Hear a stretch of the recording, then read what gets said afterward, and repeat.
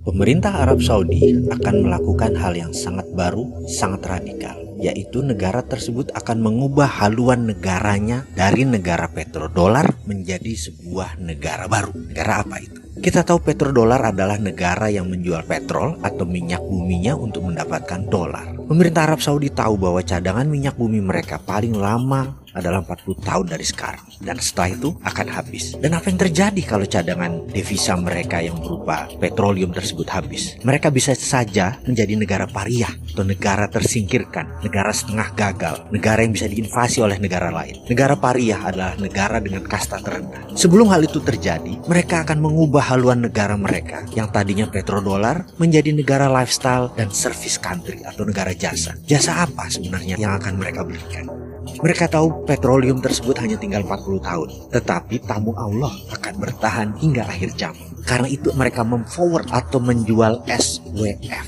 SWF adalah Sovereign Wealth Fund. Aramco akan menerbitkan SWF terbesar di dunia senilai lebih dari 2.000 billion dolar atau sama dengan 10 kali APBN Indonesia. Dengan dana tersebut mereka menggunakan jaminan sebagian dari 40 tahun cadangan minyak bumi mereka yang mereka ambil sekarang atau di forward istilahnya. Dana tersebut akan mereka gunakan untuk membangun negara wilayah Jazirah Arab Saudi untuk layani 10 juta tamu Allah setiap tahunnya. Mereka akan membangun hotel, membangun rumah sakit, dan membangun sarana infrastruktur lainnya demi melayani tamu Allah semaksimum mungkin. Intinya, pelajaran apa yang kita ambil dari strategi bernegara Saudi Arabia tersebut bagi Indonesia? Begini cara kita melihat tanah air Indonesia yang tercinta itu. Berapa lama dunia ini sudah berputar pada porosnya? Maka jika pertanyaan itu diluncurkan, maka jawabannya mungkin sudah jutaan tahun bumi berputar pada porosnya. Kalau diilustrasikan, kita tiupkan sebuah bola transparan yang kita beri glitter kecil-kecil yang mengkilap, lalu kita coba putar bola plastik tersebut selama 1 jam. Yang kencang, apa yang terjadi? Maka glitter kecil-kecil itu akan menempel di sekitar garis tengah bola tersebut. Demikian juga Indonesia. Mineral di bumi tadi banyak yang menempel di Indonesia. Semua unsur yang ada di tabel periodik, semua ada di Indonesia. Maka kekayaan alam yang kita miliki tidak dimiliki bangsa lain. Karena sudah miliaran tahun, sudah jutaan tahun bumi berputar pada porosnya, dan porosnya tersebut sebagian besar adalah Indonesia. Kita misalnya menghitung cadangan nikel kita, atau cadangan pasir besi kita, belum lagi cadangan emas, perak, platinum. Kita pilih satu mineral saja, lalu cadangan tersebut kita terbitkan SWF, Sovereign Wealth Fund, di mana dana tadi untuk membangun sektor produktif. Misalnya kita membangun smelter atau kita membangun infrastruktur dinamis lainnya. Maka kita tidak perlu berhutang dalam tata kelola APBN ini. Cukup terbitkan SWF berbasis mineral. Satu saja, 10% saja nilainya, maka 2.000 billion bisa kita dapat. Itu 10 kali APBN. Dan itu bisa membuat Indonesia menjadi negara superpower dalam 5 tahun ke depan. Jadi apalagi yang ditunggu? Wahai pemimpin bangsa,